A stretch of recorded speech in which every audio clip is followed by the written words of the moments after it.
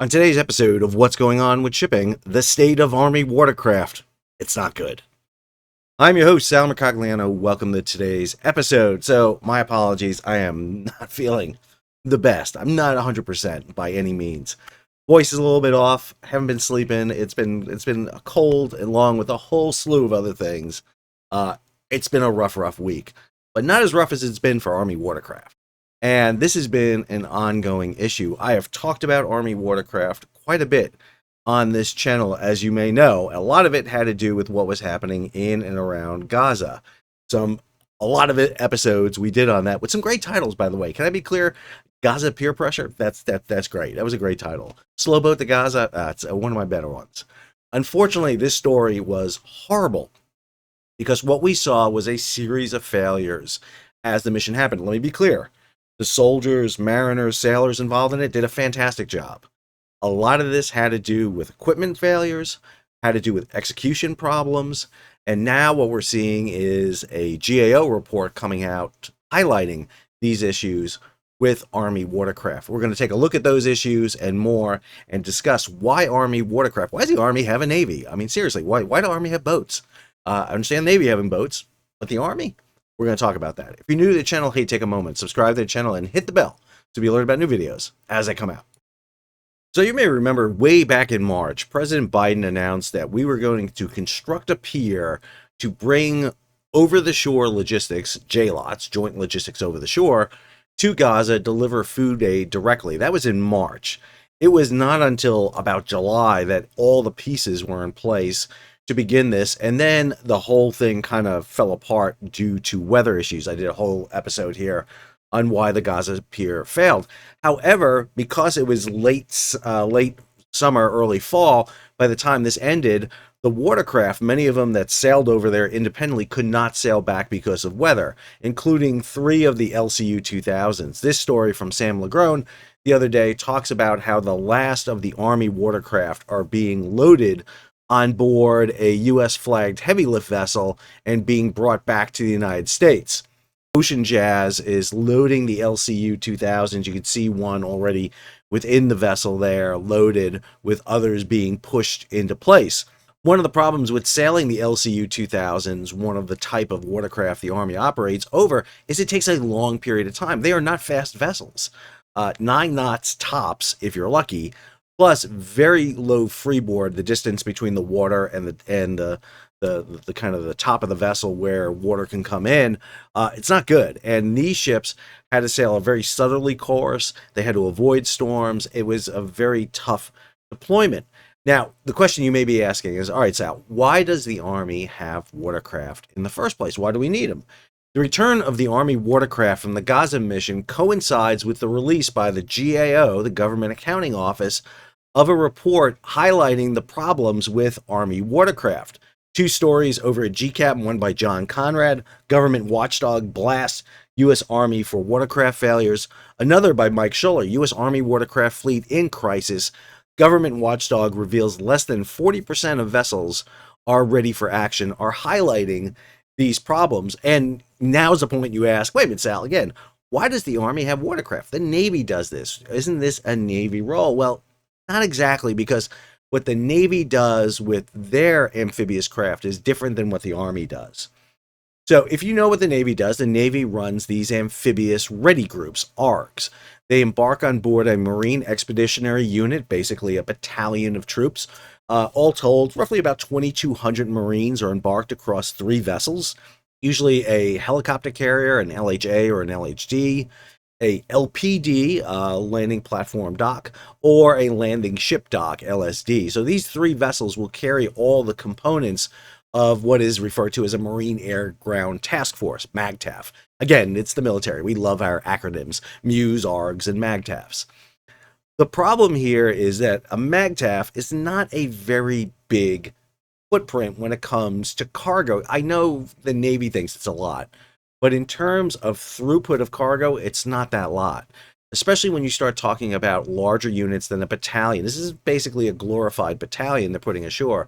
When you start putting brigades and divisions ashore, along with Air Force units, that increases the footprint you want. And while this unit will carry Watercraft, a combination of LCACs, landing craft air cushion, and LCUs, LCACs are not great cargo platforms. I know my Navy friend's going to be arguing with me right now, but Sal, they go 40 knots. They go over the horizon. They carry 60 tons of cargo, which is all correct, except for one big thing. 60 tons is not a lot. An Army LCU 2000, like you saw being loaded on board the Ocean Jazz, that can carry 350 tons. A logistic support vessel, an LSV, the largest of the Army, can carry 1,800 tons. 1,800 tons. That is 30 times the capacity of an LCAC. Now, they don't go as fast, but you don't have to do logistics over the shore, over the horizon. You need to be close in to do this. The other problem that the LCACs have is you have to land an LCAC to load it. You got to get it off its air cushion. So you either have to bring it within inside the ship onto a beach, or if you want to offload a cargo vessel, you can't come up on your air cushion alongside a vessel and load it. It just doesn't work that way. You actually have to create a platform dock to bring the LCAC onto and load it. So LCACs are not the best method for offloading large quantities of cargo. What the Army watercraft are what's called ship-to-shore connectors, SESs, again, acronyms. But SESs are vital, and this is the role the Army has. They've done this role historically since the Spanish-American War. And Army watercraft provide that key linchpin. They offload vessels that are at anchor or in ports where the ports are damaged to shore. The problem is that the Army mission is under attack. Here's the GAO report, Army watercraft, actions needed to optimize small but critical fleet. And again, there's been a series of these reports. I'll have a link to the full report you can take a look at here in the show notes. But the key thing here is the finding of the GAO. U.S. Army watercraft is responsible for moving supplies, equipment, personnel in deep ocean waters, shallow coastal waters, inland waters, and rivers. However, the Army's ability to meet its mission requirement with a fleet of 70 watercraft is limited. Army policy establishes a fully mission-capable goal of 90%.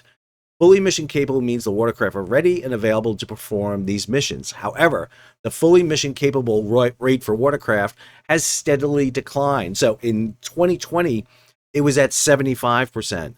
In 2024, it's less than 35%.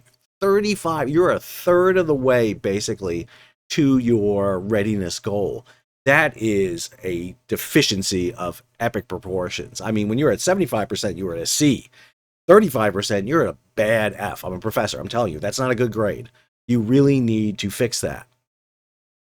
This has been a long time coming. Everyone saw this coming. Way back in 2018, the Secretary of the Army directed a partial divestment of the force structure. I actually wrote a piece for G Captain where the article was titled, "We're going to have to swim for it because we're losing Army watercraft."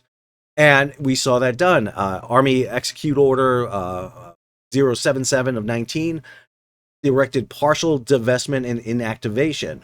But in July, the Army halted that. However, what they did do in August of 2019 is they improved the strategy to just retain 74 watercraft. So they began a divesting of some of their main watercraft. Back in October of 2021, the Army completed that partial divestment. We saw the sailing of a lot of vessels, tugboats, cranes, including some of the LCU 2000s are basically gotten rid of. And by April of 2023, the Army had completed its partial divestment of its units.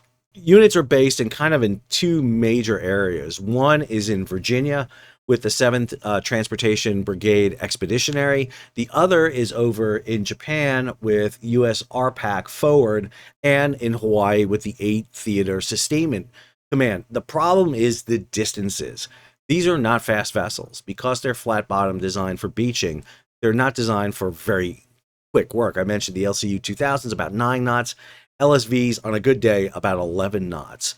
It took over 30 days, and that was being very nice here to say that. I think it took much more than that. It was 40 days. One LCU 2000 broke down in Tenerife. It took 3 months for it to get there. 30 days is being very optimistic. coming through the Panama Canal, through the Pacific, all the way over to Japan, it's going to be more than 33.6 days. I'm sorry. It's going to take you a lot longer because the route you're going to follow is not this, but up here. And the Northern Pacific route is going to be absolutely horrendous. You're actually going to have to hop probably from Panama to San Diego to Hawaii and then across. So I think this is being extremely optimistic here in their view. This is a breakdown of the type of watercraft we're talking about. So there are 8 LSVs, logistic support vessels. These are the large vessels of the Army fleet. Can carry 24 M1 tanks or 37 Strikers or 48 double-stacked 20-foot containers. Again, can carry about 1,800 tons when they're going from point to point, offloading the cargo. If they got a beach, it's down to about 800 tons. And the basing here is 2 in Hawaii, 2 in Japan, 3 with FORSCOM, that is the 8th Transportation Group, and 1 with TRADOC, that's the training command that's located also with FORSCOM. So about half in the U.S. and the half in the Pacific, split between Hawaii and Japan. Originally, the Army had 35 LCU 2000s. Again, they divested themselves of about half of them.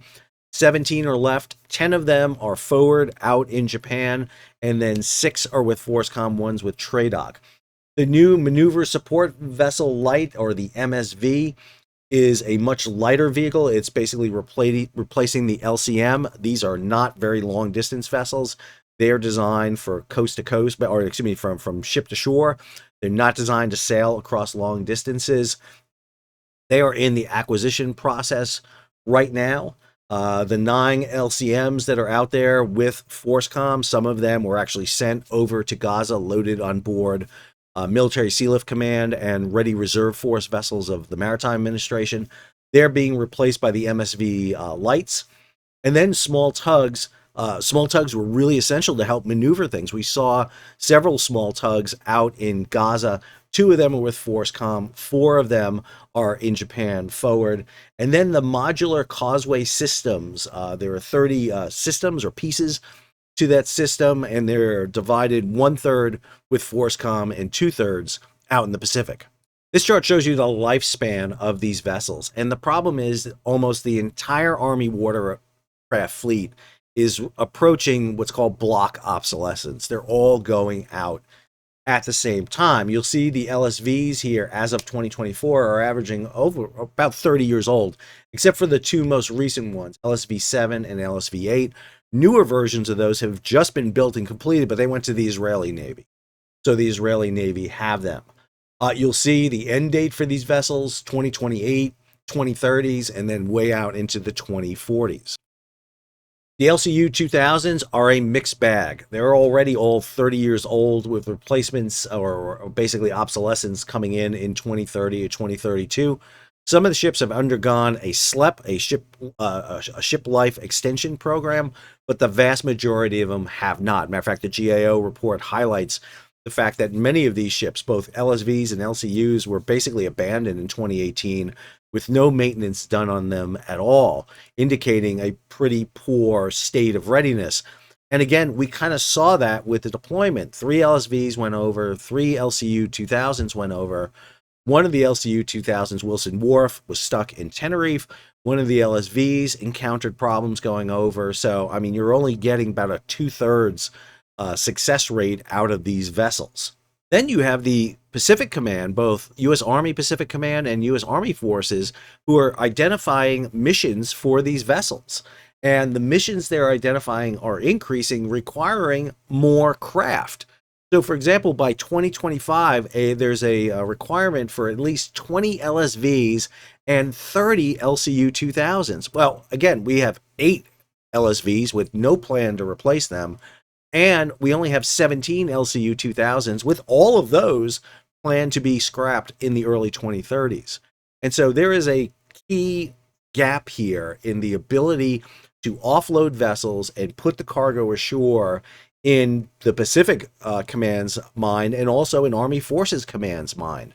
So what are the conclusions drawn up by the GAO? Well, Army watercraft play a critical role for the Joint Force by providing logistics capabilities. such as intra-theater transportation in support of amphibious and riverine operations. However, while the demand for Army watercraft continues to increase, especially in the Indo-PACOM theater, the size of the watercraft fleet has dropped by almost half over the past 6 years, from 134 craft in 2018 to 70 in May of 2024. The challenges facing Army current watercraft are wide-ranging. These challenges limit the Army's ability to meet mission requirements. The Army plans to address these challenges through the implementation of a watercraft modernization strategy and building new vessels. It has not fully considered options to enhance its ability to meet the current and near term. Going on here, ongoing maintenance challenges such as lengthy delays, relying on handwritten systems, and not updating manuals continue to affect the Army's small watercraft enterprise, and the readiness of the fleet continues to decline. The Army's approach to managing its watercraft fleet contributes to the persistence of these maintenance challenges. While the Army may now be better positioned to address these challenges through the establishment of a new governance board, it should continue to incorporate the leading practices for effective governing bodies. So what are the recommendations from the GAO? Well, there are 4. The Secretary of the Army should ensure that the Deputy Chief of Staff for G3, 5, and 7, in consultation with the Commander U.S. Indo-PACOM and Commander U.S. Army Pacific Command, develop a mitigation plan addressing challenges to the watercraft fleet, reducing risks and bridging and mitigating gaps in Army watercraft capability and capacity to meet current and near-term mission and campaign plan requirements in the Indo-PACOM theater. So the Marines want to build LSMs, landing ship mediums, to support the Marine littoral regiments. It's crazy to me that the Marines and the Army are not working together to develop a vessel that can fulfill the Marine Corps mission and the Army mission here at the same time. Just crazy to me. This is a similar mission, and we're going to wind up with them developing 2 separate programs. Watch. Happens all the time. The Secretary of the Army should ensure that Headquarters Department of the Army, G3, 5, and 7, in consultation with all the above, assess the costs and benefits of potential costs of actions to improve the ability of Army watercraft to meet near-term mission requirements. 3, the Secretary of the Army should ensure the Army Watercraft Governance Board develops and issues a governance framework that reflects GAO leading practices for effective governance. Again, the Army should be working with commercial industry. Get some commercial industry in there who take care of of small craft, tugs and barges and these things. There should be commercial chartering of vessels to meet some of these. The Army doesn't need to do this all on their own. They can get local craft, charter that, but you need to build a database. You need to know what's out there in different areas that you can call upon. If you wait until the crisis, you're going to be scrounging up things. Finally, the Secretary of the Army should ensure that the Army Watercraft Governance Board, in conjunction with other Army stakeholders, take action to develop integrated strategies that identify, analyze, and respond to persistent maintenance challenges, including significant and unanticipated maintenance delays, fully capturing maintenance data within Army enterprise-wide system, and ensuring that the maintenance manuals are issued in a timely manner. So, not a good report for the Army, but we knew this of Army watercraft. It is the unwanted stepchild of the Army in many ways. It is not a sexy issue. Coming up with the LSVs and LCU 2000s and small tugs and modular causeway sections is not up there with procuring tanks and helicopters and fighting vehicles and new weapons. But these are absolutely essential. Again, what Gaza should have shown everybody is our ability to do joint logistics over the shore is a bit jeopardized. Now, granted, there was a lot of strings on that mission. Couldn't put boots on the ground. There was a lot of issues with going over there. You couldn't bring in ancillary watercraft to do things over the beach. You had to do everything via the Pier system. You had to bring vehicles out from the system to load them. It was a lot of issues with the Gaza Pier. I understand that.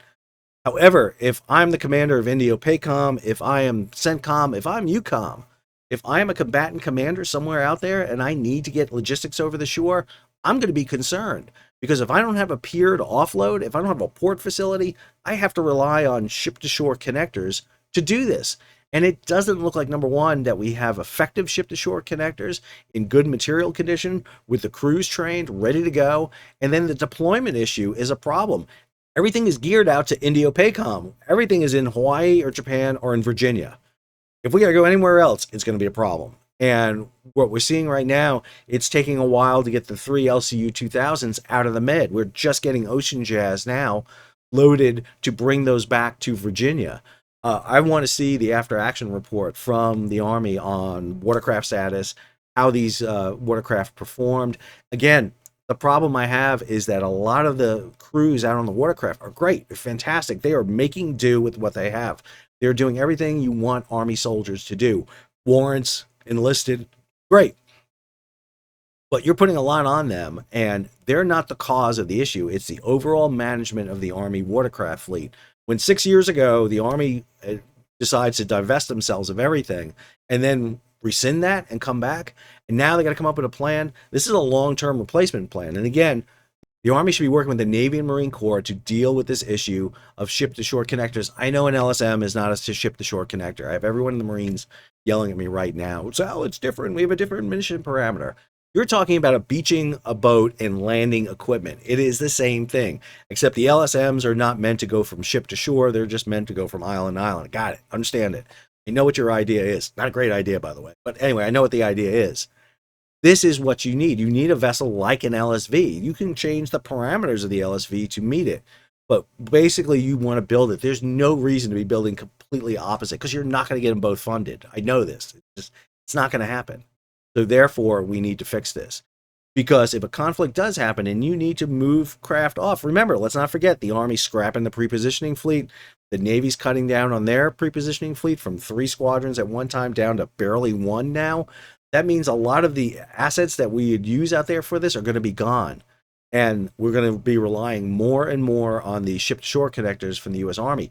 Back in the day, the Army prepositioned these things all around the world, in England, in the Middle East, in Japan, afloat. I mean, there was a lot of equipment around the world to do this. Now it's really pigeonholed into Virginia, Hawaii, and Japan, and that's it. And that could be a problem. I hope you enjoyed today's episode. If you did, hey, take a moment, subscribe to the channel, and hit the bell to be alerted about new videos as they come out. Leave a comment, share it across social media, and if you can, give it a big thumbs up. Also, you can support the page. How do I do that, Sal? You hit that super thanks button down below where you can contribute directly to the page and help me buy cough medicine so I feel better. No, I'm just kidding. I'm not putting that on. Or you can go over to Patreon and become a monthly or yearly subscriber. Till our next video, this is Sal. Hopefully feeling better. Signing off.